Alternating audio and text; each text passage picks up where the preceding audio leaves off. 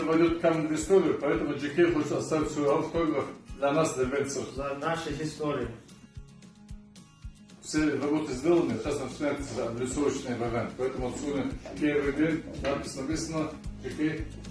Спасибо за фонтан, хорошо получается, результат посмотрим. Спасибо всем. Уникальность камня заключается в том, что он единственный. То есть второго такого камня нигде нет. То есть он с включением ракушки, он очень красивый. Он добывается в Дагестане, рядом с городом Избербаш. Это камень Сейшел.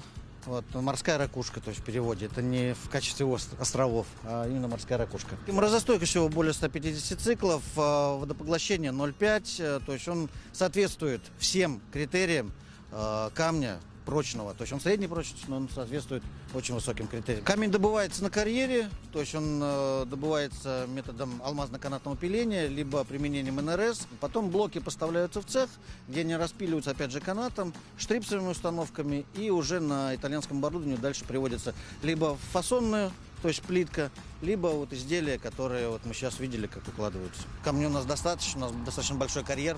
За сутки сколько камень будет делать? Сейчас делается 6 камней в день. То есть полный день, это имеется в виду только карниз. То есть каждый станок, он заточен под определенные действия. В Булайде был фонтан, и вокруг фонтана площадка. Это как зеркало. Фонтан и пол, они будут одну тон, одну цвет, одну текстуру. И это как пол начинал растут, как фонтан. И, такая сказка. Как фильм Inception. Да, вот такая. Да. Сейчас вижу, что мы будем открывать скоро этот парк. Мне кажется, каждую неделю команда уже начинает видно, что мы хотим строить. И это я очень рад. Да, я вижу большой прогресс.